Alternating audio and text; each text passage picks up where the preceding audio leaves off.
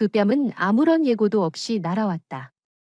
정확히 말하면 바닥에 깨진 청아백자 그릇을 주우려고 허리를 숙인 순간 오른쪽 얼굴이 거대한 힘에 얻어맞아 왼쪽으로 획 돌아갔다. 귓속이 웅웅 울렸다. 벌만 마리가 동시에 날갯짓하는 것 같았다. 손에 들고 있던 도자기 조각이 튀어나가 손등을 긁었고 가느다란 핏줄이 배어 나왔다. 통증은 반박자 늦게 찾아왔다. 화끈거렸다. 광대뼈에서 귓부리까지 번져갔고 오른쪽 얼굴 전체가 뜨거운 가스레인지 위에 눌린 것 같았다. 나는 허리를 숙인 자세 그대로 굳어버렸다. 머릿속이 새하얘졌다. 아파서가 아니었다. 믿기지 않아서였다. 나, 신서연. 석사 학위까지 받고 서울의 한 상장 회사에서 재무이사로 일하는 내가 지금 시어머니 이미숙에게 뺨을 맞았다. 이유는 단지 설거지를 하다 그릇 하나를 실수로 깨뜨렸다는 것뿐이었다. 멍하니 있을 낯짝은 있니? 그릇 하나도 제대로 못 잡으면서 내 아들이 너를 왜 데려왔겠어? 시어머니의 날카로운 목소리는 손톱으로 유리를 긁는 소리 같았다. 그녀는 키가 작고 통통했으며 앞치마에는 저녁 기름때가 묻어 있었다. 오른손은 미세하게 떨리고 있었다. 탁한 눈동자에는 오래 눌러둔 분노가 마침내 출구를 찾은 듯한 빛이 번뜩였다. 거실 TV에서는 한국 어느 방송사의 저녁 가족 드라마가 나오고 있었다. 극중 며느리는 시어머니 앞에 무릎을 꿇고 용서를 빌고 있었다. 티테이블 위에는 먹다 남은 돼지갈비찜과 볶은 채소가 놓여 있었다. 오늘 저녁 내가 준비한 음식이었다. 시어머니가 갈비가 먹고 싶다고 해서 나는 2시간 일찍 퇴근해 강남시장에 들러 가장 신선한 갈비를 골랐다. 데치고 양념을 볶고 약한 불에서 오래 졸이느라 거의 1시간을 바쳤다. 식탁에서 시어머니가 한 말은 딱 한마디였다. 짜다. 칭찬은 한마디도 없었다. 남편 이민주는 소파에 앉아 있었다. 손에는 반쯤 먹은 갈비가 들려 있었고 젓가락은 허공에 멈춰 있었다. 그는 마치 일시정지 버튼을 눌린 사람처럼 굳어 있었다.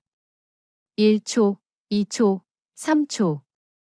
그 3초는 반쪽 얼굴이 부어오르고 손등에서 피가 흐르는 내게 한 세기보다 길었다. 나는 아직 제대로 움직이는 왼쪽 눈으로 그를 바라보았다. 사실 나도 그의 얼굴에서 무엇을 보고 싶었는지 몰랐다. 분노? 안쓰러움? 아니면 드라마 속 남자 주인공처럼 달려와 아내를 감싸는 장면? 그는 아무것도 하지 않았다. 그저 그 자리에 멍하니 서 있었다. 입은 살짝 벌어져 있었고 갈비 기름이 바지 위로 떨어지고 있었지만 그는 그것조차 알아차리지 못했다. 시어머니는 아들의 침묵을 눈치챈 듯했다. 허리가 더 곧게 펴졌고 턱이 살짝 올라갔다. 주름진 얼굴에 득이양양한 기색이 떠올랐다. 그녀는 나를 바라보았다.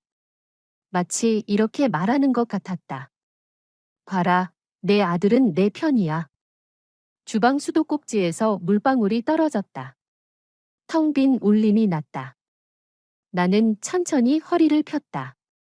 손등의 피가 손끝까지 흘러 바닥에 떨어졌고 깨진 도자기 조각과 뒤섞였다. 입을 열어 말하려 했지만 반쪽 얼굴이 부어 감각이 둔했다. 혀가 입안 벽에 닿자 희미한 쇠맛이 났다. 3년의 결혼 생활이 이 순간 깨진 청아백자 그릇처럼 산산조각 나 내 발밑에 흩어졌다. 3년 전 가을이 떠올랐다. 나와 이민주는 서울에서 결혼 반지를 주고받았다. 그는 내 손을 잡고 말했다. 평생 내가 지켜줄게. 그의 눈빛은 진심이었다. 엄마는 하객석에서 펑펑 울었고 아빠는 이민준의 어깨를 두드리며 말했다. 우리 딸 잘 부탁하네. 그때 아빠의 손은 바람 속 나뭇잎처럼 떨리고 있었다. 결혼 첫 해 시어머니가 처음 우리 집에 와서 살았을 때 그녀는 내가 음식을 못한다고 했다. 살림을 모른다고 했다. 돈을 헤프게 쓴다고 했다. 이민주는 나를 달랬다. 엄마가 그냥 말로만 그러는 거야? 마음에 담아두지 마.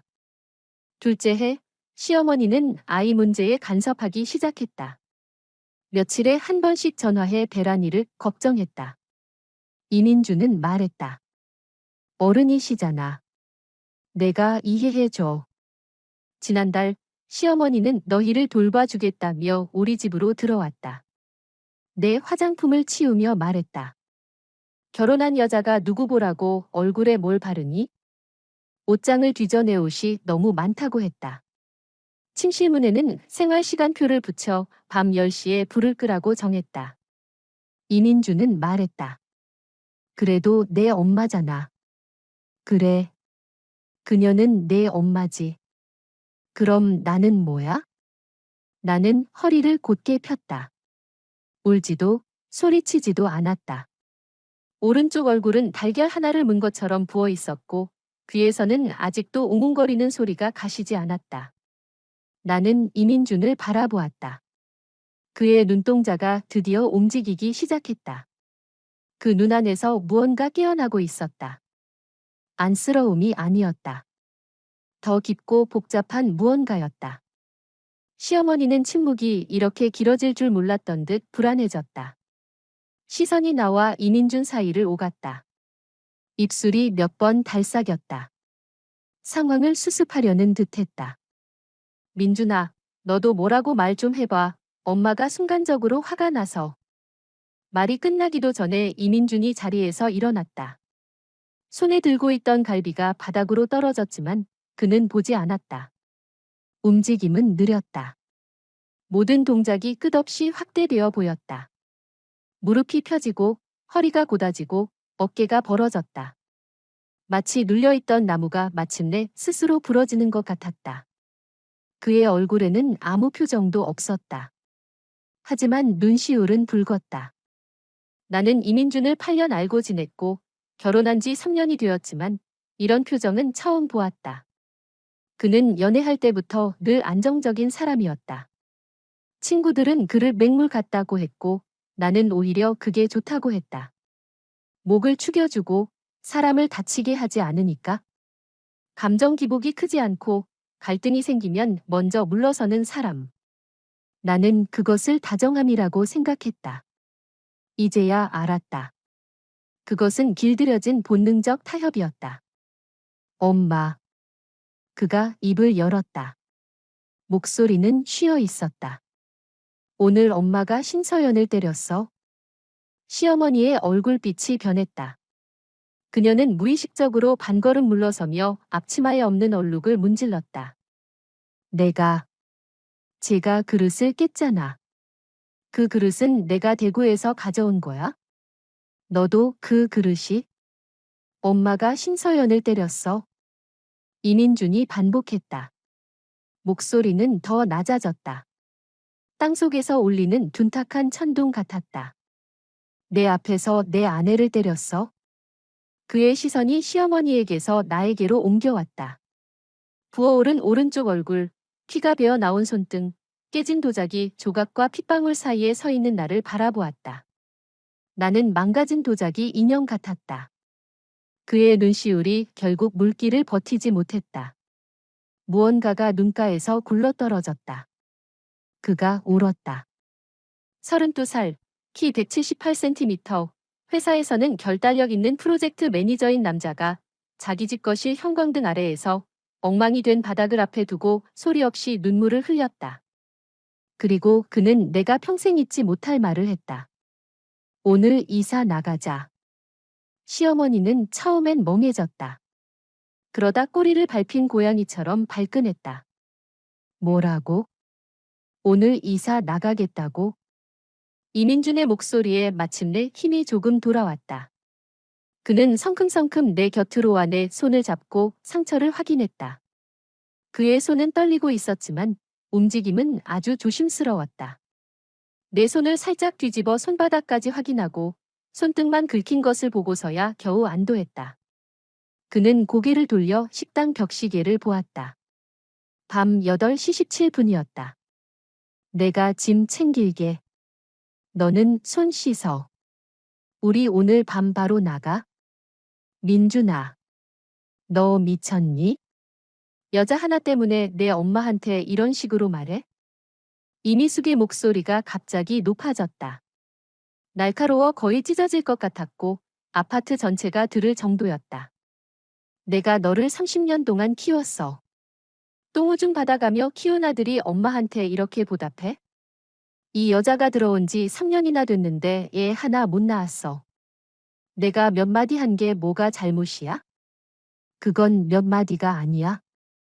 이민주는 내 손을 놓고 몸을 돌려 어머니를 마주했다.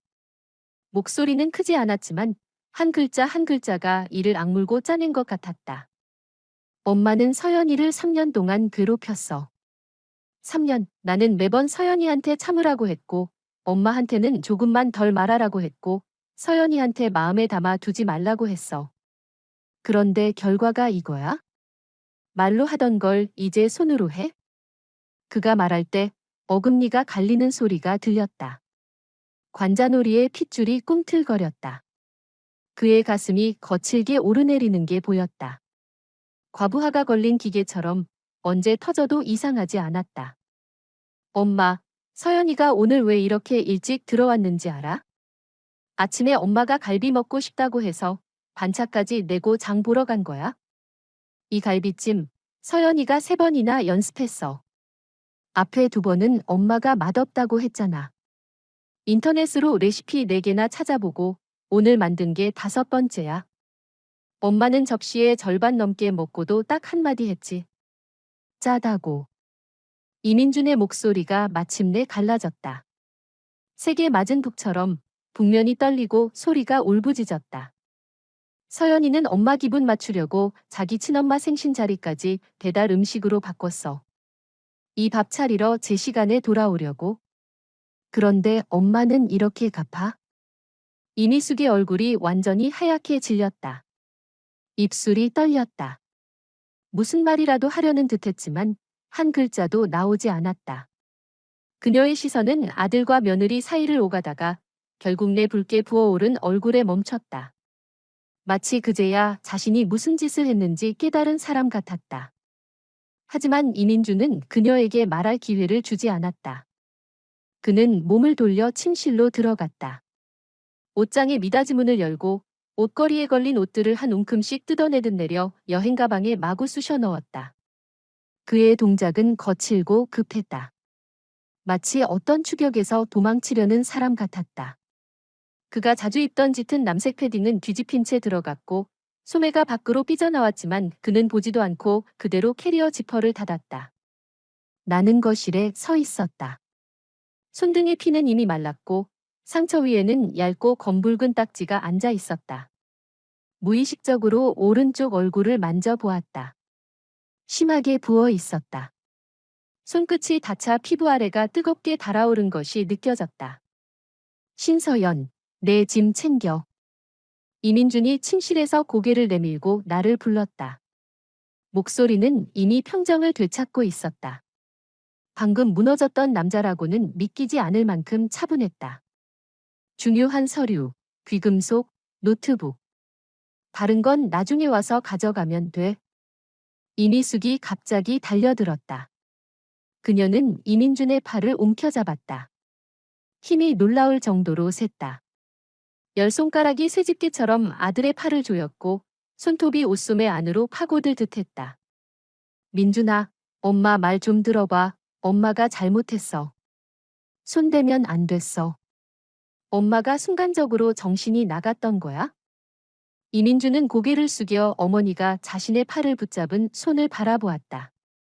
꼬박 5초 동안 바라보았다. 그리고 손을 들어 그녀의 손가락을 하나씩 하나씩 떼어냈다. 힘을 세게 주지는 않았지만 단호했다. 이미 불이 붙은 도화선을 해체하는 것 같았다. 늦었어요. 그가 말했다. 그 2글자는 아주 가벼웠다. TV 속 배경음에 거의 묻힐 정도였다. 하지만 이미숙의 귀에는 못 2개처럼 박혔다. 그녀는 손을 놓았다. 나는 그 자리에 오래 서 있었다. 귓속의 웅웅거림이 완전히 사라질 만큼, 손등 상처에서 다시 새 피가 맺힐 만큼 오래. 그리고 나는 현관으로 걸어가 신발장에서 운동화를 꺼내 허리를 숙여 신었다. 그 동작에 오른쪽 얼굴 근육이 당겨졌고 아파서 나도 모르게 숨을 들이켰다. 허리를 숙였다. 또 허리를 숙였다. 3년 전 나는 허리를 숙여 그가 건네는 반지를 받아들고 네, 하겠습니다 라고 말했다. 1년 전 나는 허리를 숙여 이혼 합의서에 서명했다. 그 합의서는 내가 3번이나 썼고 3번 모두 참아 내밀지 못했던 것이었다. 그리고 오늘 나는 또다시 허리를 숙였다. 깨진 그릇 조각을 줍다가 뺨 한 대를 맞고서야 정신이 번쩍 들었다. 나는 신발을 다 신었지만 아무것도 챙기지 않았다. 신분증도, 귀금속도, 노트북도 단 하나도 가져가지 않았다. 내가 집어든 것은 현관장 위에 놓여있던 열쇠 하나뿐이었다. 우리 서울 신혼집의 현관 열쇠였다. 구리로 된 열쇠였고 열쇠고리에는 우리가 일본 여행 때 사온 작은 고양이 장식이 달려 있었다.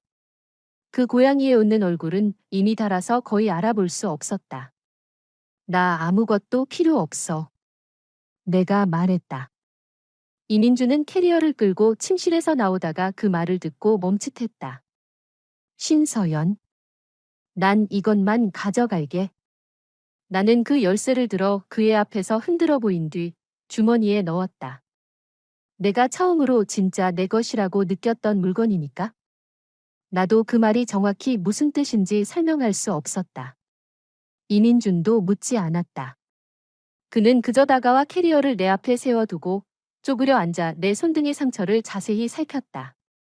그리고 구급상자에서 밴드 하나를 꺼내 포장을 뜯고 조심스럽게 붙여주었다. 그의 손가락은 차가웠고 내 손등에 닿을 때마다 희미하게 떨렸다. 가자. 그가 일어섰다. 이미숙을 돌아보지 않았다. 나도 돌아보지 않았다. 우리는 앞뒤로 그 문을 나섰다. 뒤에서 이미숙의 울음소리가 들려왔다. 처음에는 낮은 흐느낌이었고 곧 통곡으로 변했으며 마지막에는 목이 찢어질 듯한 절규가 되었다. 그 울음소리는 복도를 지나 계단을 따라 우리를 쫓아 내려왔다. 우리가 아파트 현관문을 나서고 밤에 찬바람이 불어오고 나서야 비로소 흩어졌다. 단지는 조용했다. 몇 개의 가로등이 길바닥을 누렇게 비추고 있었다. 길고양이 한 마리가 화단에서 튀어나와 우리를 한번 쳐다보더니 곧장 관목 사이로 사라졌다. 이민주는 캐리어를 계단 아래로 내려놓고 우리가 3년 동안 살았던 그 아파트를 돌아보았다. 6층 창문에는 불이 켜져 있었고 커튼 뒤로 구부정한 그림자가 희미하게 흔들리고 있었다. 그는 갑자기 캐리어를 바닥에 내려놓더니 그 자리에 쪼그려 앉아 두 손으로 얼굴을 감쌌다. 그가 울고 있었다. 어깨가 들썩였고 울음소리는 손바닥에 막혀 있었다. 그 소리는 어딘가 다친 짐승이 낮게 울부짖는 것처럼 들렸다. 나는 다가가 그를 위로하지 않았다. 괜찮아졌어 같은 쓸모없는 말도 하지 않았다. 그저 그의 곁에 서서 가로등 아래 길게 늘어진 우리 두 사람의 그림자가 서로 겹쳐지는 것을 바라보았다. 마치 두 줄의 밧줄이 하나로 꼬인 것 같았다. 우리가 처음 이 아파트로 이사 오던 날이 떠올랐다. 그때도 가을이었다. 햇살이 참 좋았다. 이민주는 베란다에 서서 돈을 더 모으면 이 방 2개짜리 집을 방 3개짜리로 바꾸겠다고 장담했다. 그리고 방 하나는 내 드레스룸으로 만들어 주겠다고 했다. 나는 드레스룸은 싫고 서재가 갖고 싶다고 말했다. 그는 좋다고 했다. 그럼 드레스룸 하나, 서재 하나를 만들고 자기는 거실에서 자면 된다고 했다. 우리는 배를 잡고 웃었다. 너무 크게 웃어서 아래층 이웃이 대걸레로 천장을 쿡쿡 찔렀다. 그때의 우리는 얼마나 어렸던가. 결혼이란 사랑에 서울 아파트 한 채를 더한 것이라고 믿을 만큼 어렸고 시어머니라는 세 글자가 천근처럼 무거워질 수 있다는 것을 모를 만큼 어렸다. 이민주는 마침내 자리에서 일어났다. 손등으로 아무렇게나 얼굴을 닦고 코맹맹이 소리로 말했다. 일단 호텔부터 잡자. 내일 휴가 내고 집 보러 갈게. 월세라도 괜찮아. 내 카드에 아직 돈 좀 있어? 나는 고개를 끄덕였다. 내 엄마는 어떻게? 라고 묻지 않았다. 정말 확실해? 라고도 묻지 않았다. 그가 오늘 이사 나가자라는 내 글자를 말한 순간 나도 마음속으로 이미 결정을 내렸기 때문이다. 이 길이 어디까지 이어질지는 몰라도 이번만큼은 그와 함께 가기로. 우리는 단지 입구에서 택시 한 대를 잡았다. 운전기사는 40쯤 되어 보이는 아주머니였다. 차에 오르자마자 룸미러로 우리를 몇 번이나 흘끗거렸다. 아마 반쪽 얼굴이 부어있는 나와 눈시울이 붉은 이민준, 그리고 트렁크에 실린 터질 듯한 캐리어를 보고 머릿속으로 막장 드라마 한 편을 그리고 있었을 것이다. 하지만 그녀는 아무것도 묻지 않았다. 그저 묵묵히 히터 온도를 한 단계 올리고 조용히 물었다. 어디로 가세요? 나와 이민주는 서로를 한 번 바라보았다. 침대가 있는 곳으로요. 내가 말했다. 택시 안에서 이민준의 휴대폰은 17번 진동했다. 내가 센 것은 아니었다. 나중에 차량 라디오에서 시간을 알려줄 때 무심코 그의 휴대폰 화면을 흘끗 보았을 뿐이다. 카카오톡 미확인 메시지 17개. 전부 엄마라고 저장된 연락처에서 온 것이었다. 휴대폰은 바지 주머니 안에서 전동 모터처럼 떨렸다. 이민주는 손을 주머니에 넣고 있었다. 휴대폰을 무음으로 돌린 건지 아예 꺼버린 건지는 알 수 없었다. 어쨌든 18번째 진동 이후로는 다시 울리지 않았다. 차량 라디오에서는 오래된 한국 노래가 흘러나왔다. 운전기사 아주머니가 따라 두 소절을 흥얼거렸다. 음정은 터무니없이 빗나갔지만 그 목소리에는 이상하게 따뜻한 기운이 있었다. 낡은 택시 안에 은은하게 퍼진 레몬 향 차량용 방향제처럼. 나는 차창에 기대었다. 유리는 차가웠고 아직 부어있는 오른쪽 얼굴에 닿자 묘하게 편안했다. 창밖으로 서울의 밤 풍경이 한 장면씩 미끄러져 지나갔다. 네온사인의 빛이 내 붉게 부은 얼굴 위에 얼룩진 그림자를 드리웠고 그것은 마치 어떤 추상화 같았다. 3년이었다. 나는 서울에서 3년을 살았지만 지금처럼 이 도시의 야경을 진지하게 본 적은 없었다. 고가도로 양옆의 LED 조명은 도시의 윤곽을 그려내고 있었고 멀리 몇몇 오피스 빌딩에는 아직 불이 켜져 있었다. 저 안에서 어떤 야근하는 직장인들이 아직도 칸막이 책상 앞에서 버티고 있을지 알 수 없었다. 문득 나 역시 직장인이라는 사실이 떠올랐다. 내일은 분기 재무보고서를 제출해야 했고 지금 나는 노트북조차 들고 나오지 않았다. 됐어. 내일 일은 내일 생각하자. 호텔은 이민준이 휴대폰으로 예약했다. 체인 비즈니스 호텔이었다. 우리의 서울 신혼집에서 대략 7km 정도 떨어진 곳이었다. 그리 먼 거리는 아니었지만 중간에 한강이 가로놓여 있어서 심리적으로는 두세 개가 갈라진 것 같았다. 프런트의 어린 직원은 내 얼굴을 보고 분명히 잠깐 멈칫했다. 입가에 직업적인 미소가 0. 몇 초쯤 굳었다가 이내 다시 자연스럽게 돌아왔다. 그녀는 아무것도 묻지 않았다. 심지어 불필요한 시선조차 보내지 않았다. 능숙하게 체크인 절차를 마치고 객실 카드를 건네며 낮은 목소리로 말했다. 객실에 작은 냉장고가 있어요. 얼음 찜질하시면 돼요. 이민주는 객실 카드를 받아들고 그 직원을 깊게 바라보더니 고맙다고 말했다. 그 고맙다는 말에는 너무 많은 것이 담겨 있었다.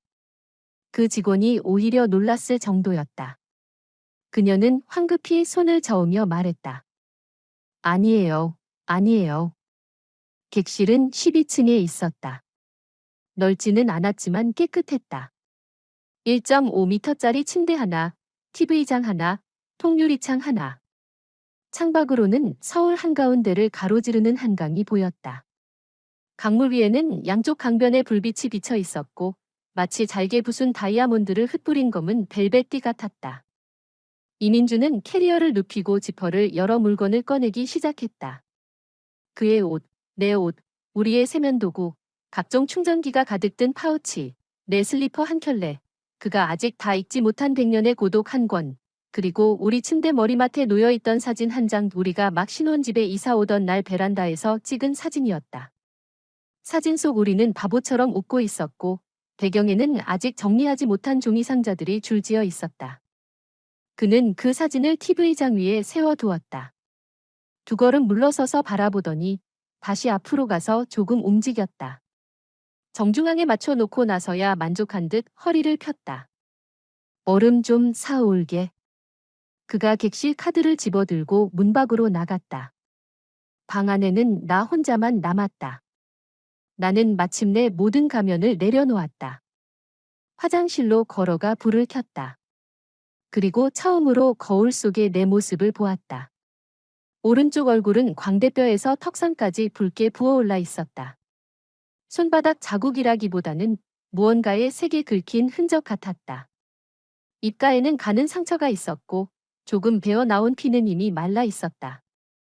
손등에 붙은 밴드는 피에 젖어 어두운 붉은색으로 변했고 가장자리는 살짝 들떠 있었다. 그제야 눈시울이 시큰해졌다. 하지만 나는 울지 않았다. 나는 거울 속의 초라한 나를 바라보았다. 맞고도 괜찮아요 라고 말해야 했던 얼굴을 바라보았다. 벼랑 끝까지 몰리고도 강한 척해야 했던 눈을 바라보았다. 그리고 문득 웃겼다. 정말 우스웠다. 나 신서연은 어릴 때부터 감히 하늘이 낸 인재라고까지 말할 수는 없어도 적어도 남들이 말하는 엄친딸이었다. 수능 전국 상위 500등 안에 들었고 서울의 명문대 학부를 나왔고 영국 맨체스터 대학교에서 석사 학위를 받았다. 귀국 후 지금 회사에 들어와 3년 만에 재무 담당자에서 재무이사 자리까지 올라왔다. 나는 집안에 기대지 않았고 남자에게 기대지 않았다. 내 머리와 두 손과 악착 같은 노력으로 이 일선 도시에서 자리를 잡았다. 나는 2번의 연애를 했고 이민주는 3번째 남자였다. 내가 그를 선택한 것은 그가 돈이 많아서가 아니었다. 그의 월급은 2천만 원이 조금 넘었다. 이 도시에서는 그저 중상위권 정도였다.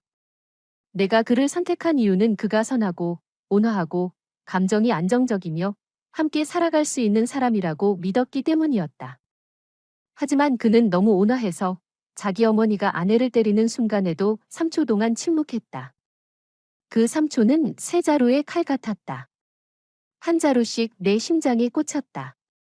시어머니의 그 뺨보다 10,000배는 더 아팠다. 나는 그가 결국 폭발할 것을 알고 있었다. 그가 본질적으로 비겁한 사람이 아니라는 것도 알고 있었다.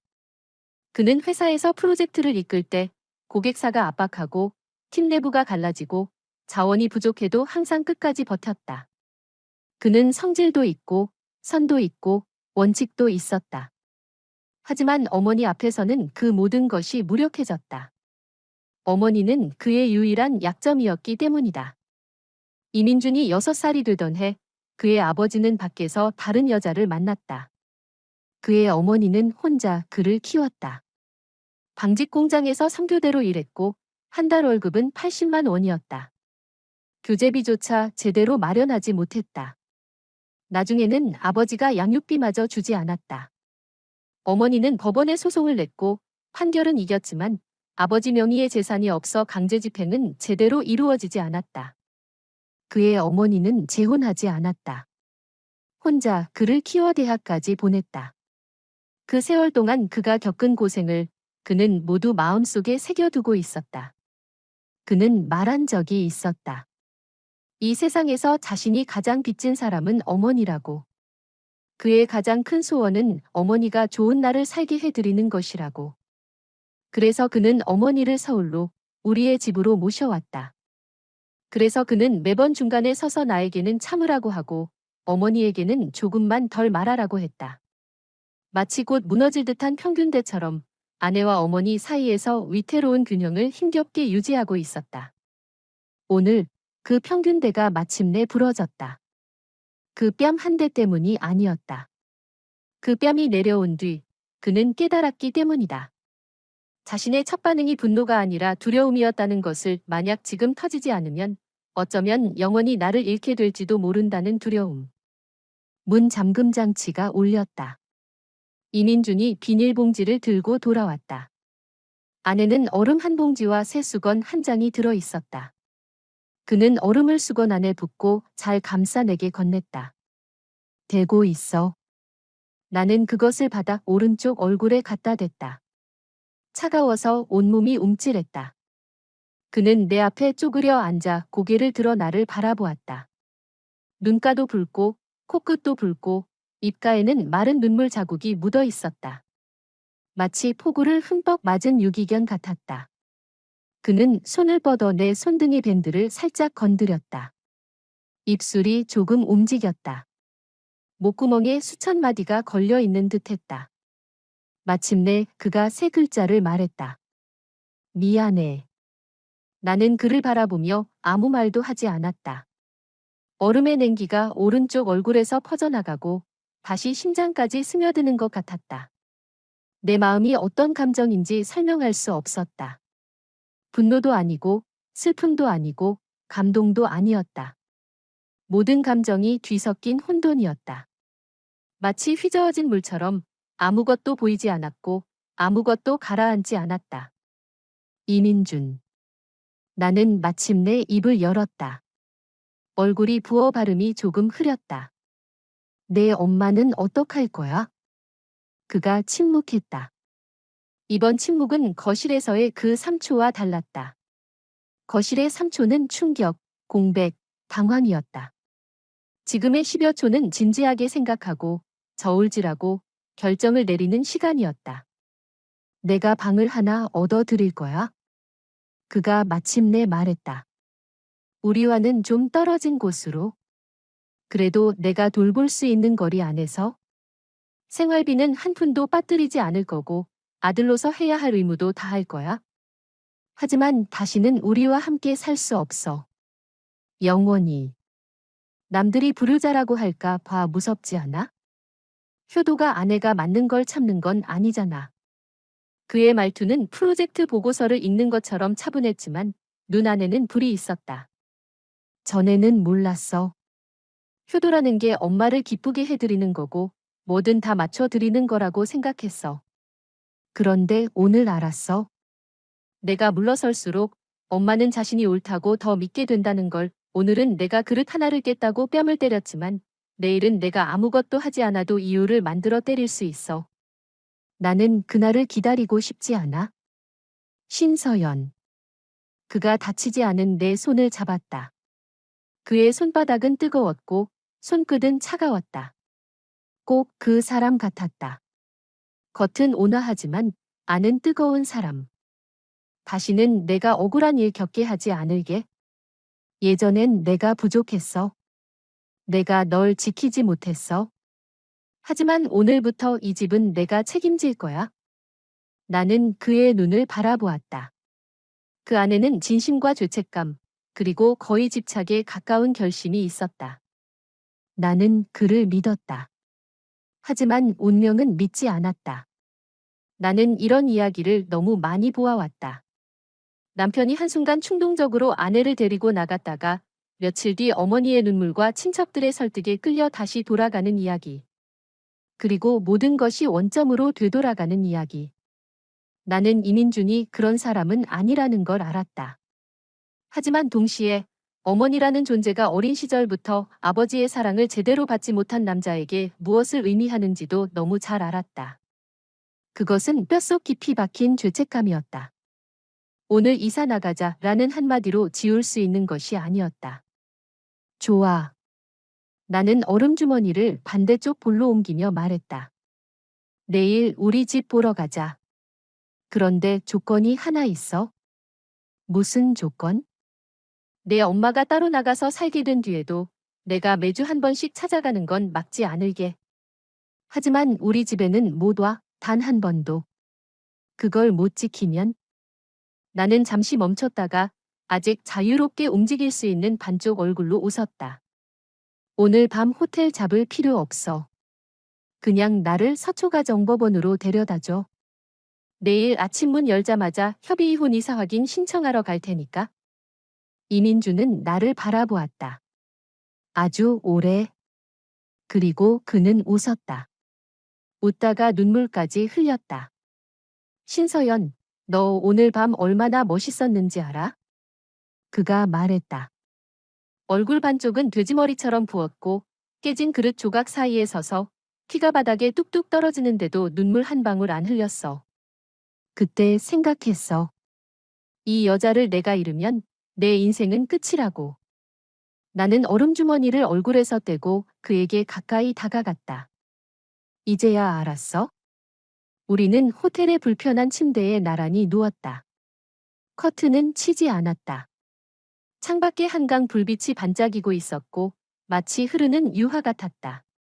나는 이민준의 손을 잡았고 그는 내 손을 잡았다. 우리는 마치 물에 빠졌다가 겨우 같은 나무 토막을 붙잡은 두 사람 같았다.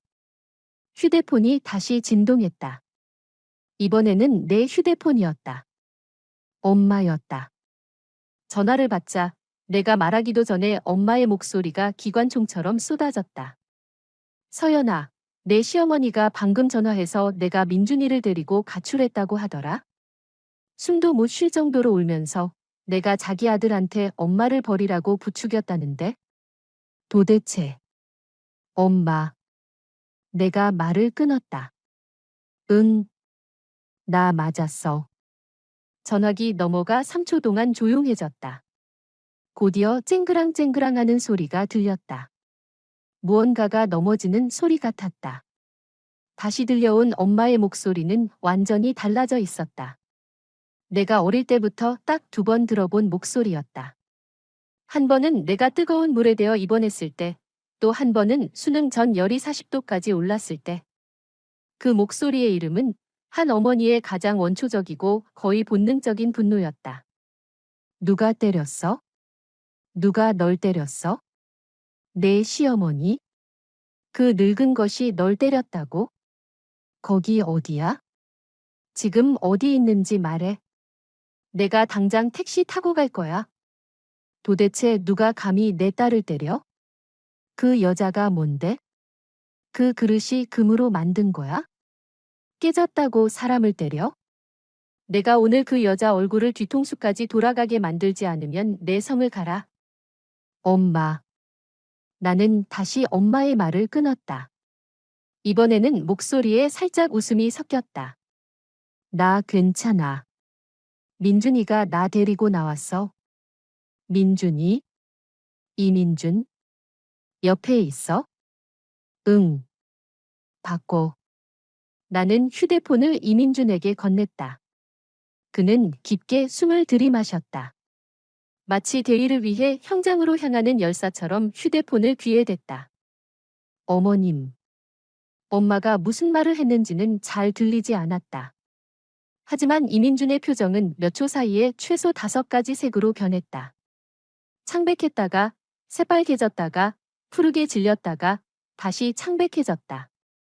그리고 마지막에는 죄를 인정하는 것과 감사하는 것 사이에 아주 미묘한 표정으로 굳어졌다. 알겠습니다, 어머님. 걱정하지 마세요.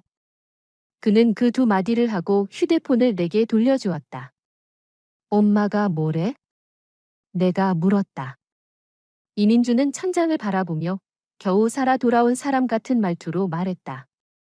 어머님이 밤새 KTX 타고 올라오신대. 내일 아침 도착했을 때 내 얼굴 붓기가 그대로면 나를 대칭으로 만들어 버리겠다고 하셨어. 나는 잠시 멍해졌다가 웃음을 터뜨렸다. 웃을수록 오른쪽 얼굴이 찢어질 듯 아팠고 눈물이 줄줄 흘렀다. 우리 엄마는 이 세상에서 가장 강한 여자였다. 예전에 아빠가 바람을 피웠을 때도 그녀는 두말 없이 이혼했다. 혼자 나를 키우며 아빠이자 엄마로 살았고 누구에게도 고개 숙인 적이 없었다. 엄마가 평생 가장 싫어하는 사람은 이미숙이었다. 처음 만났을 때 시어머니가 이렇게 말했기 때문이다. 이혼한 여자가 키운 딸이 얼마나 제대로 컸겠어요. 그때 엄마는 터뜨리지 않았다. 대신 집에 돌아와 집안의 그릇을 전부 바꿔버렸다. 참지 못하고 그릇으로 사람을 칠까 봐 무서웠다고 했다. 그날 밤 나와 이민주는 둘 다 잠들지 못했다. 우리는 호텔 침대에 누워 띄엄띄엄 이야기를 나누었다. 처음 만났을 때의 일, 첫 번째로 싸웠던 일, 결혼식에서 있었던 창피한 일, 그리고 한때 계획했지만 이루지 못한 미래에 대해. 창밖 한강의 불빛은 하나둘 꺼져갔고 서울은 깊은 잠에 빠졌다. 오직 우리 두 사람만이 이 도시 안에서 서로에게 바짝 기대어 있는 두 개의 외딴 섬 같았다. 새벽 3시, 이민준의 휴대폰 화면에 카카오톡 메시지 하나가 떴다. 이번에는 시어머니가 아니었다. 그의 누나였다. 누나는 딱 한 문장만 보냈다. 민준아, 엄마가 오늘 밤새 울었어. 너 전화 한 통은 해야 하는 거 아니니? 이민준은 5초 동안 그 메시지를 바라보다가 휴대폰 화면을 아래로 향하게 침대 위에 엎어 놓았다. 자자. 그가 말했다. 내일 할 일이 많아. 나는 눈을 감고 어둠 속에서 그의 손을 꼭 잡았다. 내일 우리는 집을 보러 가야 했다. 생활용품도 사야 했다. 가족 간 폭력 문제에 대해 변호사와 상담해야 했고 심리 상담도 받아야 했다. 나는 이민준이 상담을 받아야 한다고 생각했다. 그는 모자 관계를 제대로 다루는 법을 배워야 했다. 피하거나 갑자기 폭발하는 방식이 아니라. 내일은 해야 할 일이 많았다. 하지만 오늘 밤만큼은 나는 그 남자 곁에 누워 그의 손바닥 온도를 느끼고 그의 심장 소리를 듣고 싶었다. 깨진 그릇 하나. 울려 퍼진 뺨 한 대. 3초의 침묵. 그리고 오늘 이사 나가자 라는 한마디. 우리의 삶은 그날 이후 두 갈래로 갈라졌다. 한쪽은 다시는 돌아갈 수 없는 과거였고 다른 한쪽은 알 수 없고 변수가 가득한 미래였다. 하지만 나는 두렵지 않았다. 앞으로의 길이 아무리 힘들어도 이번에는 우리가 함께 걷고 있다는 것을 알았기 때문이다. 뒤돌아보지 않고. 다음 날 아침 7시 나는 문 두드리는 소리에 깨어났다. 호텔 직원은 아니었다. 문구멍으로 보인 것은 살기등등한 우리 엄마의 얼굴이었다. 문을 열자 엄마는 커다란 장바구니 하나를 들고 들이닥쳤다. 뒤에서는 숨을 헐떡이는 호텔 매니저가 따라오며 말했다. 고객님, 이렇게 들어오시면 안 됩니다. 엄마가 뒤돌아 그를 노려보았다. 그 눈빛은 마치 40m짜리 칼 같았다. 호텔 매니저는 곧바로 입을 다물고 돌아갔다. 엄마는 장바구니를 내려놓고 두 손으로 내 얼굴을 감쌌다. 왼쪽을 보고 오른쪽을 보고 위를 보고 아래를 보았다. 마치 흠집난 도자기를 감정하는 사람 같았다. 그녀는 30초 동안 내 얼굴을 살핀 뒤 손을 놓고 방 안을 훑었다. 그리고 정확히 화장실에서 막 나온 이민준을 찾아냈다. 이민준은 호텔의 흰색 목욕 가운을 입고 있었고 머리카락은 아직 마르지 않았으며 얼굴에는 막잠에서 깬 사람의 멍한 기색이 남아 있었다. 그는 우리 엄마를 보는 순간 온몸이 그대로 굳어버렸다. 엄마는 그를 향해 걸어갔다. 한 걸음 한 걸음이 카페트 위에서 둔탁한 소리를 냈다. 그녀는 이민준 앞에 멈춰 섰다. 자신보다 머리 하나는 더 큰 사위를 올려다보며 아무 말도 하지 않았다. 공기는 호박처럼 굳어 모든 움직임을 얼려버린 듯했다. 그리고 엄마가 손을 들었다. 이민준은 눈을 감았다. 그 손은 그의 어깨 위에 내려앉았다. 툭툭 2번 두드렸다. 잘했다. 엄마가 말했다. 목소리는 차분했다. 하지만 너무 늦었어. 이민준이 눈을 떴다. 그의 눈가가 또다시 붉어졌다. 엄마는 한숨을 쉬더니 그를 침대 가장자리에 앉혔다. 그리고 장바구니 안에서 하나씩 물건을 꺼냈다. 토종 달걀 한 봉지, 우유 한 박스, 직접 만든 냉동 만두 한 봉지, 타박상 연고, 소염 스프레이와 밴드, 그리고 새 목도리 하나. 회색 순무 목도리였고 택도 아직 붙어 있었다. 달걀은 내 외할머니 집에서 키우는 닭이 낳은 거야? 마트 것보다 맛있어? 우유는 고칼슘이야. 너희 젊은 사람들 하루 종일 커피만 마시니까 뼈가 다 약해져. 만두는 돼지고기, 배추, 소야? 너 어릴 때 제일 좋아하던 거, 홍하유랑 밴드는 신서연, 얼굴이랑 손등 상처에 발라. 그렇게 하나하나 설명을 마친 뒤 엄마는 마지막으로 목도리를 들어 이민준에게 건넸다. 원래 설에 주려고 했는데 오늘 그냥 주마. 날 추워졌어. 낡은 패딩만 입고 다니지 마. 소매가 다 해졌는데도 버리지도 않고. 이민준은 목도리를 두 손으로 받쳐 들었다. 마치 세상에 하나뿐인 보물을 받은 사람처럼. 입술이 떨리더니 결국 한마디를 겨우 짜냈다. 어머님, 감사합니다. 나한테 고마워하지 마. 엄마는 손을 내저었다. 오늘 밤 내가 한 말이나 기억해. 며칠 지나서 내 엄마가 울었다고 마음 약해져서 신서연을 다시 불구덩이로 밀어 넣지 말고. 내가 말해두는데, 이민준. 신서연은 내가 이 세상에서 제일 아끼는 사람이야. 내가 다시 한번 서연이를 억울하게 만들면 내가 누구 아들이든 상관없이 내가 제일 먼저 가만 안 둬. 이민준은 비장하게 고개를 끄덕였다. 마치 생사 확인서에 서명하는 사람처럼. 나는 한쪽에 서서 홍화유병을 쥔 채 엄마와 이민준이 침대 가장자리에 앉아 이야기하는 모습을 바라보다가 문득 코끝이 시큰해졌다. 엄마는 58이었다. 머리카락은 절반 넘게 휘어졌고 얼굴의 주름은 칼로 새긴 것처럼 깊었다. 그녀는 밤새 혼자 KTX를 타고 대구에서 올라왔다. 일반석 11시간. 그 장바구니 안에 든 것은 단순한 특산품이 아니었다.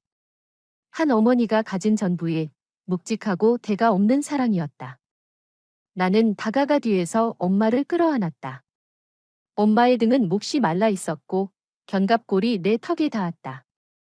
하지만 몸에서는 익숙한 세제 냄새가 났다. 20년 전 내가 엄마 등에 엎여 잠들었을 때와 똑같은 냄새였다. 엄마. 응. 일반석 타고 왔어? 응, 일반석이 싸잖아. 엄마 58이야. 자기 몸 좀 챙기면 안 돼? 엄마는 내 손등을 토닥였다. 내가 잘 사는 게 나한테 잘하는 거야? 나는 입술을 깨물며 울음을 삼켰다. 아침은 호텔 아래 식당에서 먹었다. 김밥 3줄과 따뜻한 두유를 시켰다. 엄마는 굳이 달콤한 두유 3잔과 꽈배기 6개를 추가로 시켰다. 많이 먹어. 배가 든든해야 문제를 해결할 힘이 나지. 이민주는 엄마가 두유에 설탕을 3스푼 넣는 걸 보고 몇 번이나 말을 하려다 말았다. 결국 어머님, 혈당이 높으신데 이라는 말은 하지 못했다. 그 말은 내가 했다. 엄마는 나를 흘겨보았다. 가끔 한 번 먹는다고 뭐가 어떻게 되니? 내 엄마가 당뇨도 아닌데. 좋아요. 엄마 말이 맞아요. 아침을 먹고 나서 이민준에게 전화가 왔다. 공인중개사였다. 조건에 맞는 집이 하나 나왔고 언제든 볼 수 있다고 했다. 그는 내가 고개를 끄덕이는 것을 확인한 뒤 전화 너머로 말했다. 네, 지금 가겠습니다. 전화를 끊고 난 뒤 그의 표정이 미묘해졌다. 왜? 내가 물었다. 중개사가 그러는데 집이 우리가 원래 살던 곳에서 15km 정도 떨어져 있대. 그가 잠시 멈췄다. 엄마 쪽에서도 멀고. 얼마나 먼데? 차로 40분. 옆에서 마지막 두유를 마시던 엄마가 흐릿하게 말했다. 40분이면 딱 좋네. 멀지도 가깝지도 않고 손은 안 닿지만 신경은 쓸 수 있고. 나와 이민주는 서로를 바라보다가 웃었다. 집을 보는 과정은 생각보다 훨씬 순조로웠다. 집은 새로 개발된 단지에 있었다. 방 2개의 거실 하나, 인테리어도 깔끔했고 가전제품도 다 갖춰져 있어 바로 들어가 살 수 있었다. 거실은 남향이라 햇빛이 잘 들었고 베란다에서는 작은 하천이 보였다. 하천가에는 은행나무가 줄지어 서 있었고 잎은 막 노랗게 물들어 햇빛 아래 반짝이고 있었다. 집주인은 40대쯤 된 여자였다. 말투가 시원시원했다. 우리가 고부 갈등 때문에 따로 나오게 되었다는 말을 듣고 그녀는 한숨을 쉬며 말했다. 저도 겪어봐서 알아요. 월세는 20만 원 깎아 드릴게요. 대신 조건 하나 있어요. 집 엉망으로 만들지 마세요. 이민주는 그 자리에서 계약서를 썼다. 보증금 240만 원과 석 달치 월세를 한 번에 냈다.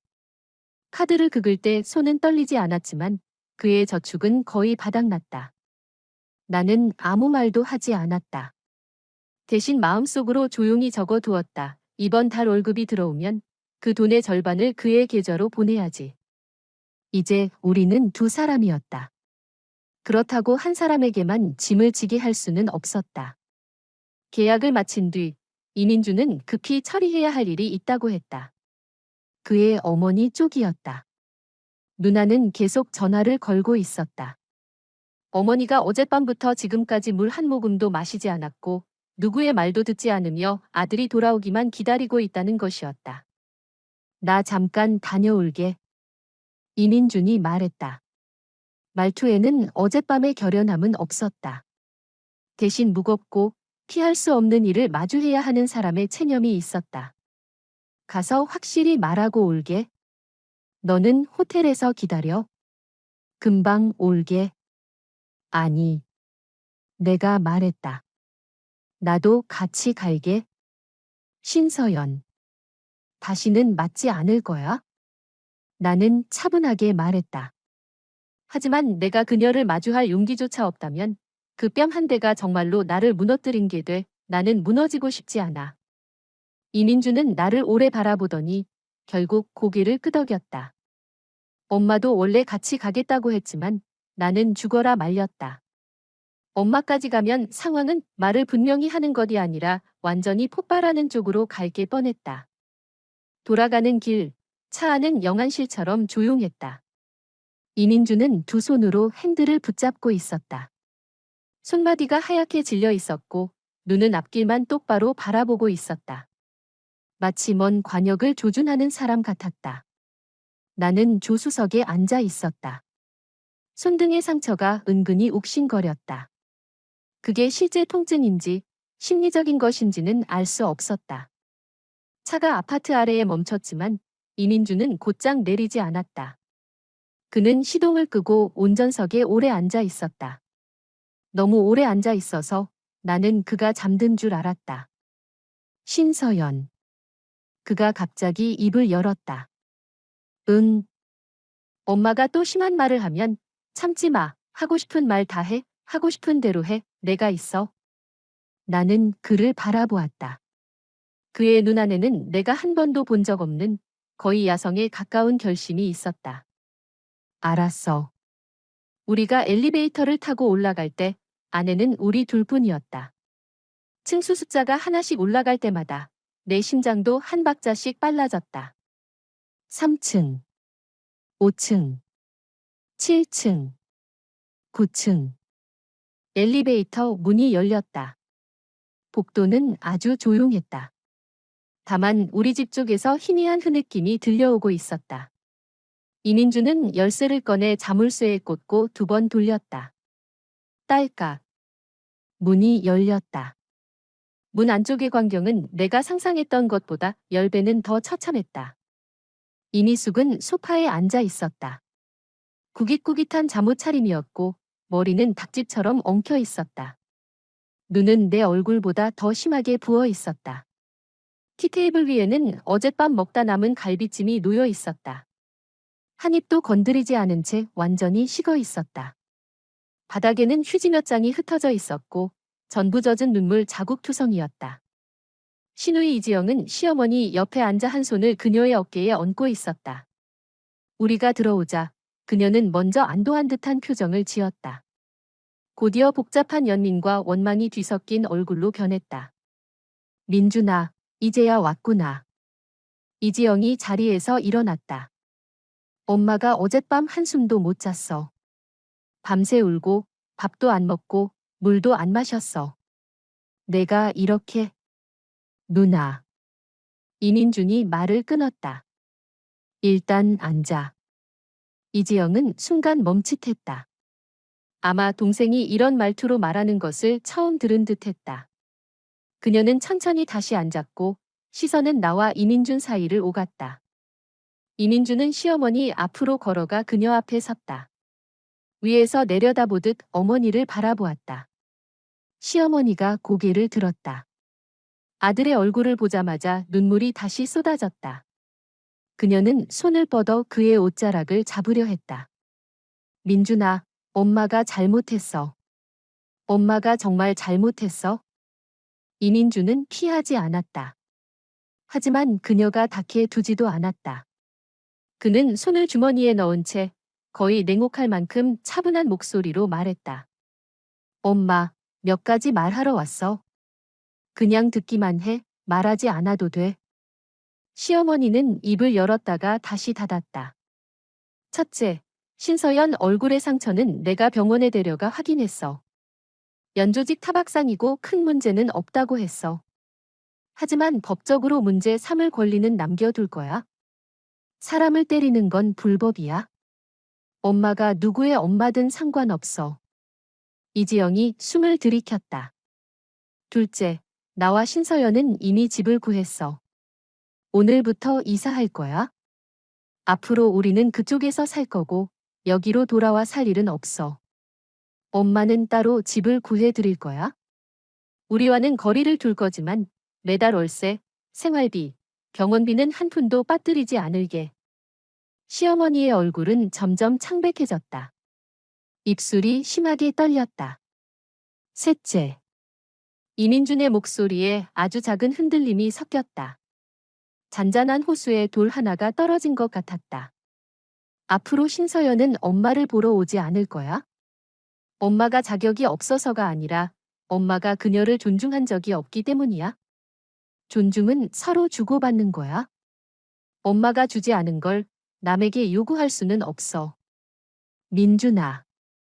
이지영이 참지 못하고 끼어들었다. 너 어떻게 엄마한테 그렇게 말할 수 있어? 엄마가 너를 30년 동안 키웠어. 이민주는 고개를 돌려 누나를 바라보았다. 그의 눈빛에는 이지영을 단번에 입 다물게 하는 힘이 있었다. 분노도 아니고 위험도 아니었다. 깊고 오래 쌓인 피로였다. 누나는 결혼해서 나간 지 10년 됐지. 엄마가 누나 집에서 일주일 이상 지낸 적 있어? 이지영의 얼굴이 순식간에 붉어졌다. 엄마가 왜 이렇게 됐는지 알아? 이민준의 목소리에 금이 갔다. 엄마는 평생 나 말고는 아무것도 없었어. 친구도, 취미도, 자기 삶도. 엄마는 모든 걸 나한테 쏟아부었고, 그래서 내 인생에 간섭할 권리가 있다고 생각했어. 신서연이 나를 빼앗으러 온 사람이라고 생각해서 미워했어. 신서연을 내쫓으면 내가 다시 엄마 혼자가 될 거라고 믿었어. 그의 눈가가 붉어졌고 목소리가 떨렸다. 하지만 나도 이제 어른이야, 엄마. 나에게는 내 가정이 있고 아내가 있고 앞으로 아이가 생길 수도 있어. 엄마는 내 인생에서 가장 중요한 사람들 중 한 명일 수는 있어. 하지만 내 전부가 될 수는 없어. 그건 정상이 아니야. 알겠어? 거실은 아주 조용했다. 시계 초침 소리까지 들릴 정도였다. 시어머니의 눈물은 마침내 멈췄다. 그녀는 멍하니 아들을 바라보았다. 마치 처음 보는 사람처럼. 탁한 눈동자 안에서 분노와 억울함과 미련이 썰물처럼 빠져나갔다.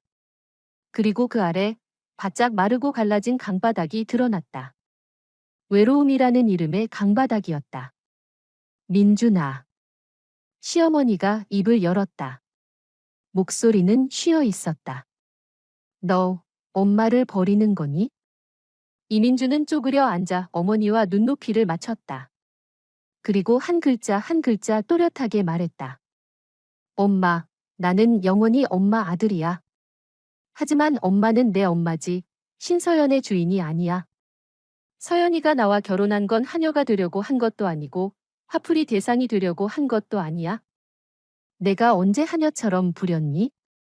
시어머니의 목소리는 날카로웠지만 힘이 없었다. 나는 그냥 순간적으로 화가 나서. 어머님. 내가 입을 열었다. 모든 사람의 시선이 나에게로 향했다.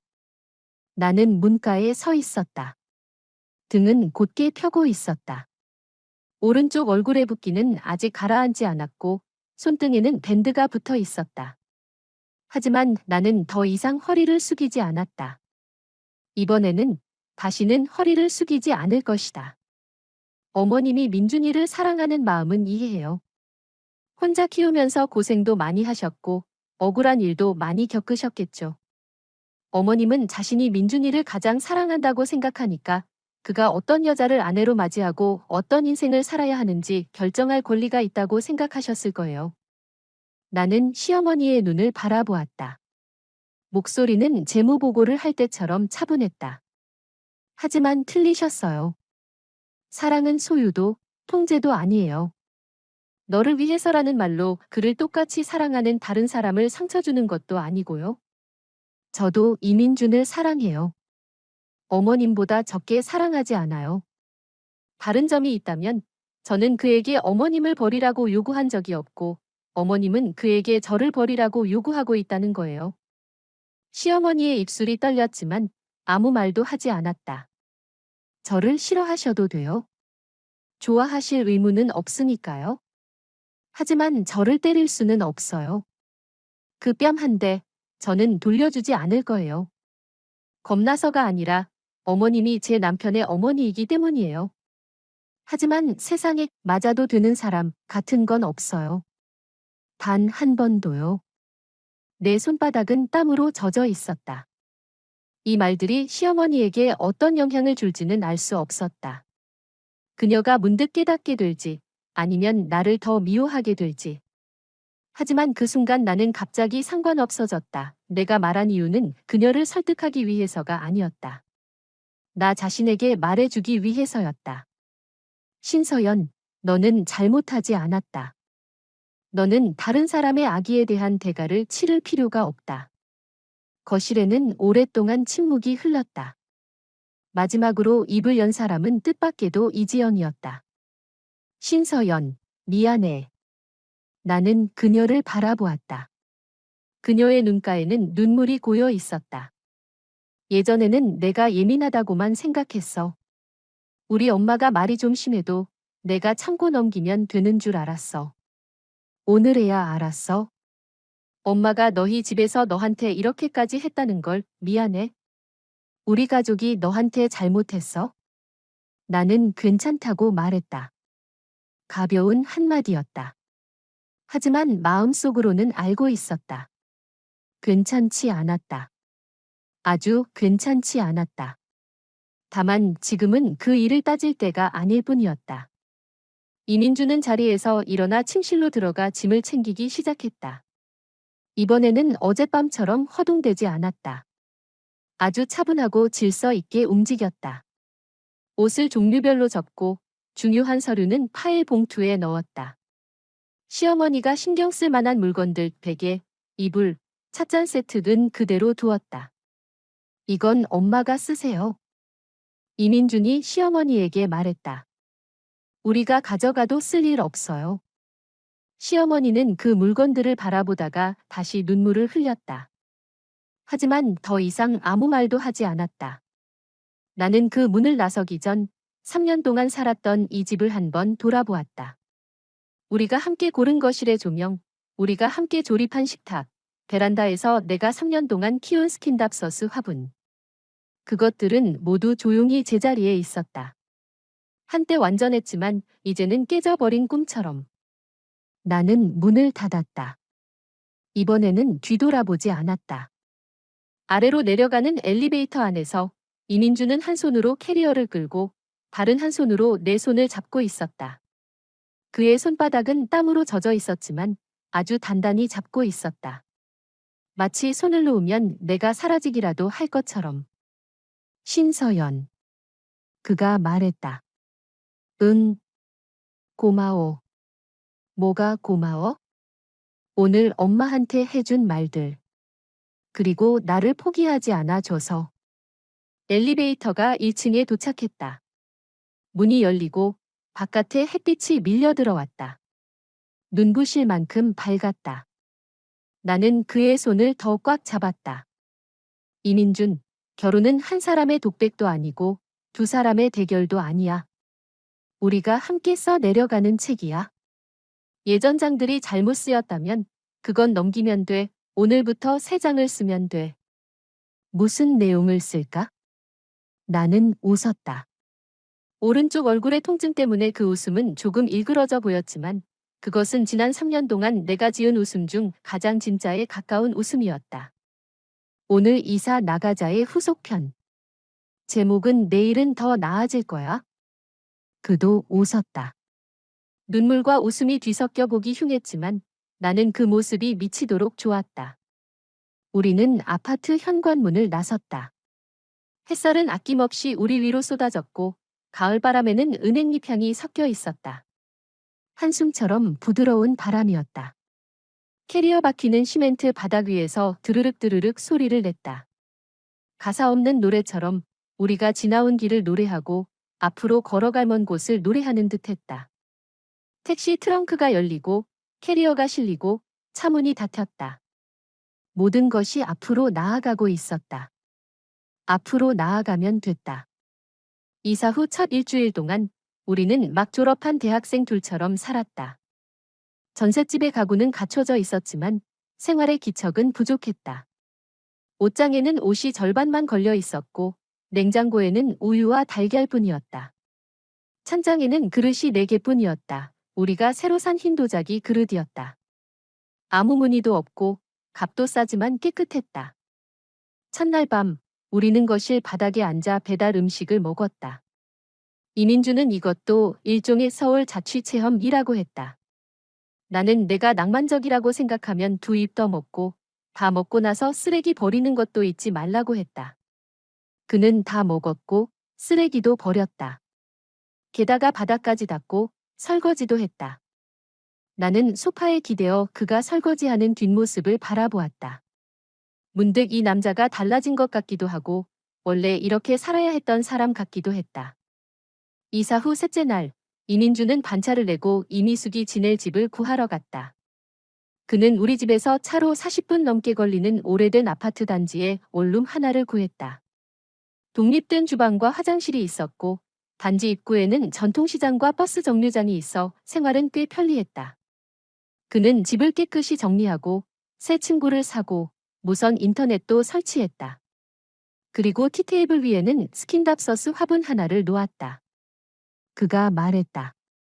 엄마가 예전에 스킨답서스 좋아한다고 한 적이 있어? 나는 아무 말도 하지 않았다. 그는 나를 흘끗 보더니 조심스럽게 물었다. 같이 가서 한번 볼래? 아니. 내가 말했다. 말했잖아. 나는 다시는 그분을 만나지 않을 거야. 적어도 지금은. 그는 나를 강요하지 않았다. 혼자 운전해서 다녀왔다. 1시간 조금 넘게 지나 그가 돌아왔을 때 얼굴빛은 그다지 좋지 않았지만 아주 나쁘지도 않았다. 그는 이미숙이 이미 그 집으로 들어갔다고 했다. 누나 이지영이 이틀 동안 함께 머물며 짐을 정리해 주었다고도 했다.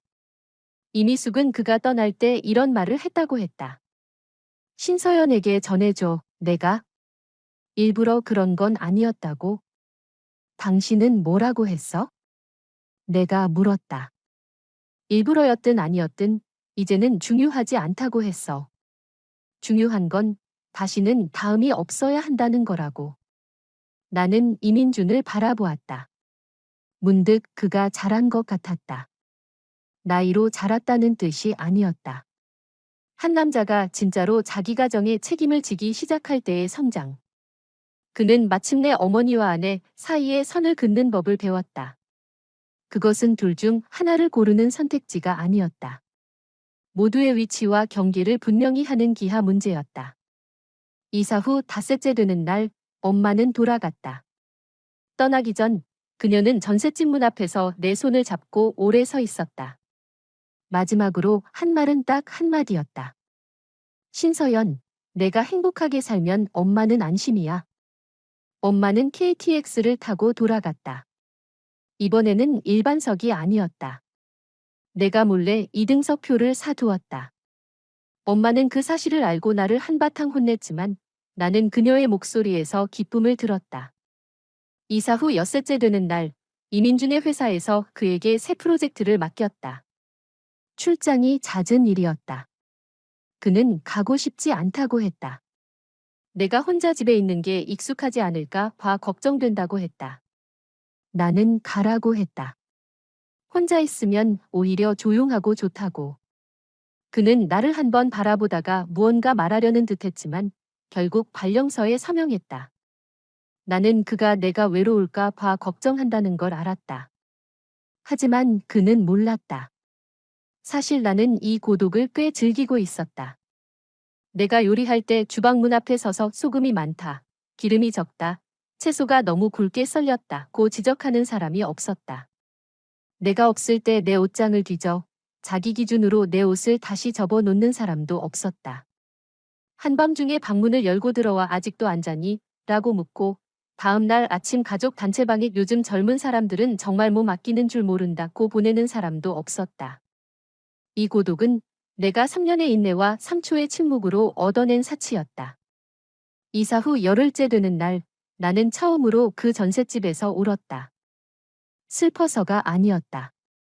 이민준이 출장에서 돌아오며 꽃 한 다발을 사왔기 때문이었다. 값비싼 꽃도 아니었다. 길가 꽃집에서 파는 가장 평범한 데이지였다. 노란색, 흰색, 보라색 꽃들이 한 묶음으로 묶여 있었고 크라프트지로 감싸져 있었으며 그 위에는 막근 하나가 묶여 있었다. 꽃집 지나가다 봤어. 그는 꽃을 내밀며 조금 쑥스러운 듯 말했다. 내가 좋아할 것 같아서. 나는 꽃을 받았다. 그런데 갑자기 눈물이 쏟아졌다. 멈출 수가 없었다. 결혼한 3년 동안 그는 한 번도 내게 꽃을 사준 적이 없었다. 그가 인색해서가 아니었다. 그가 꽃 한 다발 살까? 라고 할 때마다 이미숙이 말했다. 그런 걸 왜 사니? 먹을 수도 마실 수도 없는데 돈 아깝게. 그러면 그는 사지 않았다. 그 몇 푼이 아까워서가 아니었다. 쓸데없는 다툼을 만들고 싶지 않아서였다. 그렇게 시간이 지나자 그조차 잊어버렸다. 내가 꽃을 좋아한다는 사실을. 그날 밤 나는 그 데이지를 유리병에 꽂아 식탁 위에 올려두었다. 우리는 꽃 옆에서 저녁을 먹었다. 간단한 고기 반찬 하나, 채소 반찬 하나, 국 하나뿐인 식사였지만 우리는 아주 천천히 먹었고 많은 이야기를 나누었다. 신서연. 이민준이 젓가락을 내려놓고 갑자기 아주 진지하게 나를 바라보았다. 이혼 생각해 본 적 있어? 나는 반찬을 집던 손을 멈췄다. 없어. 왜 그런 걸 물어? 내가 너한테 너무 안 좋은 결혼을 줬으니까? 그의 목소리는 낮았다. 혼잣말 같았다. 엄마가 널 때렸을 때 나는 3초 동안 멍하니 있었어. 그 3초 동안 너는 이미 마음속으로 나와 이혼했을지도 모르잖아. 나는 잠시 생각하다가 젓가락을 내려놓았다. 이민준, 솔직히 말할게. 그 3초 동안 나도 그런 생각을 했어. 정확히는 이혼이 아니라 역시 그렇구나라고 생각했어. 역시 당신 마음속에서는 어머니가 나보다 중요하구나. 역시 일이 생기면 당신의 첫 반응은 나를 지키는 게 아니라 얼어붙는 거구나. 그의 얼굴이 창백해졌다. 하지만 당신이 오늘 이사 나가자고 말했을 때 나는 그 생각을 거뒀어. 나는 그를 바라보며 최대한 차분하게 말했다. 당신은 3초 동안 선택을 한 거야? 3초는 아주 짧아. 하지만 30년 동안 죄책감에 묶여 살아온 사람에게는 그 3초가 어쩌면 30년보다 더 길었을 수도 있어. 이민준, 나는 완벽한 남편을 원하지 않아. 완벽한 결혼도 필요 없어. 나는 그저 나와 함께 앞으로 걸어가려는 사람이 필요해. 앞에 구덩이가 있든 길이 있든 넘어지면 다시 일어나고 발이 걸리면 서로 붙잡아주는 사람. 그는 고개를 숙인 채 아주 오래 침묵했다. 그리고 그는 자리에서 일어나 식탁을 돌아 내 앞에 쪼그려 앉았다. 내 두 손을 자신의 손바닥 안에 감싸 쥐었다. 앞으로는 다시는 그 3초가 없을 거야? 그가 말했다. 목소리는 형편없이 쉬어 있었다. 내가 약속할게. 나는 그를 믿었다. 그의 약속이 얼마나 듣기 좋아서가 아니었다. 지난 10여일 동안 나는 그가 예전에는 하지 못했던 많은 일을 해내는 것을 보았기 때문이었다. 이미숙이 매일 3번씩 걸어오는 전화를 받지 않고 정해진 시간에만 한 번 답하기. 이미숙이 그냥 너희가 사는 곳이 보고 싶을 뿐이야 라고 말해도 그녀를 우리의 새집에 들이지 않기. 가족 모임에서 친척들이 왜 따로 나가 사느냐고 물었을 때 나를 방패막이로 내세우지 않고 직접 우리 엄마가 신서연을 때려서 우리가 나왔습니다. 라고 말하기. 한 남자가 친척들 앞에서 자기 어머니가 아내를 때렸다고 인정하는 일은 프로젝트 매니저가 고객사 앞에서 프로젝트 실패를 인정하는 것만큼 어려운 일이었다. 하지만 그는 해냈다. 그것도 아주 철저하게. 이사 후 보름째 되는 날, 한 가지 일이 일어났다. 그날은 토요일이었다. 나는 오랜만에 늦잠을 자고 10시가 넘어서야 일어났다. 이민주는 이미 나가 있었다. 이미숙에게 생활용품을 좀 가져다 주러 간다고 했다. 나는 국수 한 그릇을 끓여 베란다에 앉아 먹었다. 햇살은 좋았고 하천가의 은행나무는 전부 노랗게 물들어 있었다. 바람이 불 때마다 잎들이 금화처럼 우수수 떨어졌다. 그때 내 휴대폰이 울렸다. 모르는 번호였다. 지역 번호였다. 전화를 받자 건너편에서 늙고 떨리는 목소리가 들려왔다. 신서연. 나야. 이미숙이었다. 휴대폰을 쥔 손에 힘이 들어갔다. 젓가락에 걸려있던 면발이 거의 미끄러질 뻔했다. 어머님. 나는 뜨겁지도 차갑지도 않은 목소리로 불렀다. 이미숙은 전화기 너머에서 몇 초간 침묵했다. 용기를 끌어모으는 것 같았다. 그리고 그녀는 내가 꿈에도 그녀의 입에서 들으리라고 생각하지 못했던 말을 했다. 신서연, 너에게 미안하다고 말하고 싶었어. 나는 굳어버렸다. 요 며칠 정말 많이 생각했어. 이미숙의 목소리는 끊겼다 이어지기를 반복했다. 오래된 라디오 신호처럼 강해졌다 약해졌다 했다. 민준이가 나한테 많은 말을 했어. 듣기 싫은 말도 있었지만 그 말이 맞다는 건 알아? 내 인생에는 그 애 말고 아무것도 없었어. 나는 모든 마음을 그 애한테 쏟았고 그 애가 결혼하니까 누군가 내 아들을 빼앗아 가는 것 같았어. 그래서 너를 내쫓고 싶었어? 그녀가 한 번 흐느꼈다. 일부러 그런 건 아니야? 정말 일부러 그런 건 아니었어? 나는 그냥 어떻게 시어머니 노릇을 해야 하는지 몰랐어. 우리 엄마도 예전에 내 올케한테 잘하지 않았고 나는 시어머니라는 건 원래 그런 건 줄 알았어. 너를 보면 자꾸 내 아들을 빼앗아가는 여자들이 떠올랐고 그래서 나도 모르게 너를 나무라고 흠을 잡게 됐어. 내가 너를 때린 그 순간을 아직도 기억해. 내 얼굴이 순식간에 부어오르고 손에서 피가 흘렀어. 너는 거기 서서 나를 바라보기만 했고 아무 말도 하지 않았지. 사실 그때 나도 너무 무서웠어. 하지만 티를 낼 수 없었어. 나는 시어머니니까 내 앞에서 약한 모습을 보이면 안 된다고 생각했거든. 민준이가 그랬어. 존중은 서로 주고받는 거라고. 내가 너에게 준 적 없는 것을 너에게 요구할 수는 없는 거라고. 오래 생각해 보니까 그 말이 맞더라. 나는 한 번도 너에게 묻지 않았어. 내가 뭘 좋아하는지, 일이 힘들지는 않은지, 우리 집에 시집와서 행복한지. 나는 한 번도 너를 한 사람으로 보지 않았어. 너를 경쟁자, 적으로 봤어. 신서연, 내가 용서해 달라고 말하려는 건 아니야. 그냥 미안하다고 말하고 싶었어. 이 말은 내가 훨씬 더 일찍 했어야 했어. 전화기 너머에서 억눌린 울음소리가 들렸다. 늙고 쉰 목소리에 어린아이 같은 울음이었다. 나는 휴대폰을 들고 베란다에 앉아 하천가의 은행나무를 바라보았다. 아무 말도 할 수 없었다. 가을바람이 황금빛 잎들을 들어 올렸다. 잎들은 공중에서 빙글빙글 돌며 날았다. 마치 춤추는 나비떼 같았다.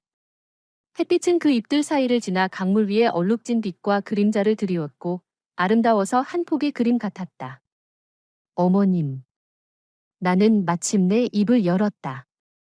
내 목소리가 놀랄 만큼 차분했다. 알겠습니다. 이 말이 용서인지 아닌지 나도 알 수 없었다. 어쩌면 용서는 아닐 것이다. 하지만 문득 마음속 어느 한 구석이 천천히 느슨해지는 것 같았다. 그녀가 내 뺨을 때린 일을 용서해서가 아니었다. 다만 나는 드디어 그녀 마음속에 있던 그 목소리를 알아들었기 때문이었다. 그 목소리는 미움이 아니었다. 두려움이었다. 평생 아들 하나만을 위해 살아온 여자가 자신의 유일한 의지처를 다른 사람이 나누어 가진다고 느꼈을 때 그녀의 첫 반응은 축복이 아니라 공포였다. 공포는 그녀를 추하게 만들었고 날카롭게 만들었고 말이 통하지 않는 사람으로 만들었다. 하지만 그렇다고 해서 내가 그 상처들을 용서해야 한다는 뜻은 아니었다. 그 모든 것을 당연하게 받아들여야 한다는 뜻도 아니었다. 한 사람을 이해한다는 것은 그 사람의 전부를 받아들이겠다는 뜻이 아니다. 신서연. 이미숙이 전화기 너머에서 다시 말했다. 앞으로는 너희를 더 이상 방해하지 않을게. 민준이랑 이야기했어. 매주 한 번씩 나를 보러 오기로 했고 나 혼자서도 살 수 있어. 내가 언젠가 나를 보고 싶어지면 와, 오고 싶지 않으면 오지 않아도 돼. 나는 원망하지 않을게. 네. 내가 말했다. 전화가 끊겼다. 나는 다시 내 국수를 먹었다. 면은 이미 불어 있었지만 그래도 한 젓가락씩 끝까지 먹었다. 저녁에 이민준이 돌아왔을 때 나는 이미숙이 나에게 전화했다는 이야기를 했다. 그의 표정은 순식간에 긴장으로 굳었다. 팽팽하게 당겨진 현 같았다. 엄마가 뭐라고 했어? 미안하다고 했어? 이민준은 굳어버렸다. 그의 얼굴은 긴장에서 충격으로, 충격에서 다시 내가 한 번도 본 적 없는 복잡한 표정으로 변했다. 그 안에는 안쓰러움도 있었고, 안도감도 있었고, 조금의 믿기지 않는다는 기색도 있었다. 엄마는 누구에게도 사과한 적이 없어. 그가 천천히 말했다. 단 한 번도. 사람은 나이가 들면 변하기도 하나 봐. 내가 말했다. 당신은 어떻게 생각해? 엄마가 정말 변한 걸까? 나는 잠시 생각하다가 고개를 저었다. 모르겠어. 변한 게 아닐 수도 있어. 그냥 이제야 자신이 틀렸다는 걸 알게 된 걸 수도 있지. 하지만 그건 다른 문제야. 잘못을 안다고 해서 반드시 고치는 건 아니고, 고친다고 해서 이전의 상처가 사라지는 것도 아니니까. 그럼 너는? 나는 아직 안 만날 거야? 내가 말했다. 적어도 지금은? 하지만 이제 미워하지는 않아. 이민준이 다가와 나를 안았다. 그의 턱이 내 정수리에 닿았다. 목소리는 먹먹했다. 신서연, 너는 너무 좋은 사람이야. 나보다 훨씬 좋은 사람이야. 아니. 나는 얼굴을 그의 가슴에 묻었다. 그의 심장 소리가 들렸다. 하나, 또 하나. 힘있고 단단했다. 나는 그냥 미움이 우리를 더 나쁜 사람으로 만들게 두고 싶지 않을 뿐이야. 창밖의 밤은 고요했다. 별들이 하나씩 밝아졌다. 마치 누군가 밤하늘에 잘게 부순 다이아몬드를 뿌려 놓은 것 같았다. 식탁 위의 데이지는 아직 그대로 있었다. 조금 시들기는 했지만 색은 여전히 밝았다. 내일은 새 꽃을 사야겠다. 해바라기일 수도 있고 안개꽃일 수도 있고 또 다른 데이지 한 다발일 수도 있다. 이유는 없다. 그냥 내가 좋아하니까. 여기까지 쓰고 있는 지금 그 뺨 한 대가 있은 지 45일이 지났다. 내 오른쪽 얼굴에 붓기는 오래전에 빠졌고 손등의 상처도 딱지가 앉았다가 떨어졌다. 새로 돋아난 피부는 분홍빛으로 연하고 아기 피부 같았다. 거울을 볼 때마다 그 작은 새살을 보면 나는 그날 밤의 모든 세부를 떠올린다. 그 뺨을 맞던 소리, 깨진 도자기 조각이 바닥에 떨어지던 맑은 소리, 제대로 잠기지 않은 수도꼭지의 물방울 소리, 그리고 한세기처럼 길었던 그 3초. 이사 후 40째 날, 나는 하나의 결정을 내렸다. 나는 이민준에게 카카오톡 하나를 보여주었다. 이전에 그의 누나 이지영이 나에게 보낸 아주 긴 메시지였다. 이지영은 지난 한 달 동안 이미숙을 자주 보러 갔고 그녀가 많이 달라졌다는 것을 알게 되었다고 했다. 이미숙은 더 이상 하루 종일 이민준에게 전화를 걸지 않았다. 베란다에 꽃을 키우기 시작했고 동네 주민센터에 놓인 서예반에도 등록했다. 카카오톡 쓰는 법도 배웠고 가끔 이민준에게 건강 관련 글을 보내기는 하지만 예전처럼 열 몇 개씩 연달아 보내지는 않는다고 했다. 이지영은 마지막에 이렇게 썼다. 신서연, 엄마가 너를 많이 보고 싶대. 하지만 내가 아직 만나고 싶지 않다는 것도 안다고 했어. 급하지 않대. 기다리겠대. 나는 이민준에게 물었다. 내가 어머님을 만나러 가는 게 맞을까? 이민준은 잠시 생각하더니 아주 이민준다운 말을 했다. 가고 싶으면 가고, 가고 싶지 않으면 가지 마. 내가 그 결정을 대신해주지는 않을게. 나는 웃었다. 아마 이것이 그의 가장 큰 변화일 것이다. 그는 마침내 더 이상 내 대신 결정을 내리지 않았다. 어머니 대신 결정을 내리지도 않았다. 그는 선택할 권리를 각자에게 돌려주는 법을 배웠다. 나에게도, 어머니에게도, 그리고 자기 자신에게도.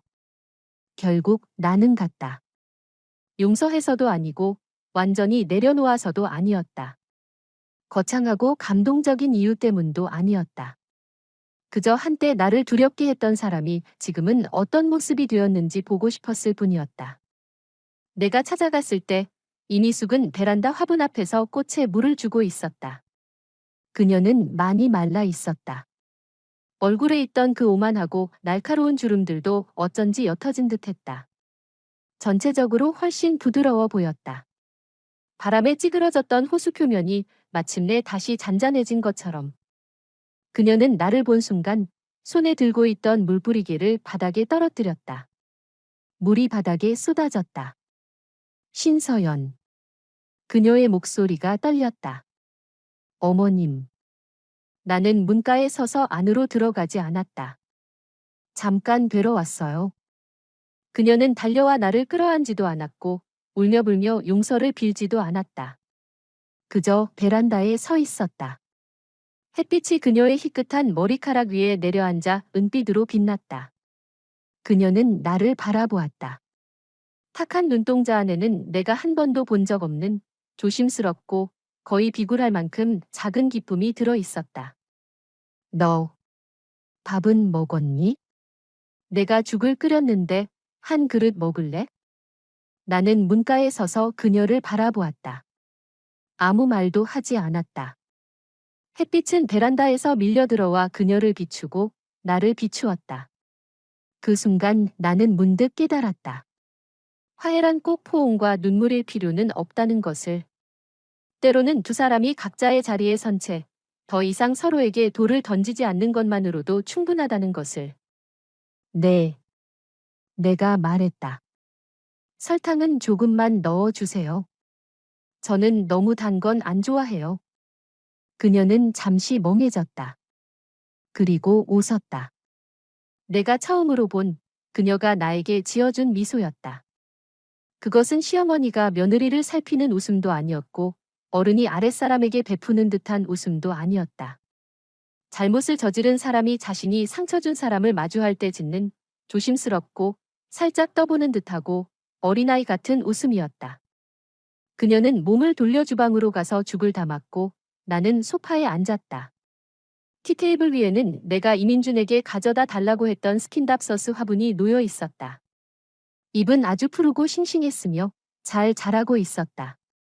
창밖에는 은행나무 한 그루가 있었다. 잎은 이미 절반 넘게 떨어졌고 남은 잎들이 바람 속에서 사각사각 소리를 냈다. 마치 무언가를 낮게 속삭이는 것 같았다. 나는 그 죽 한 그릇을 받아들고 한 모금 마셨다. 조금 뜨거웠지만 달았다. 딱 알맞게 달았다.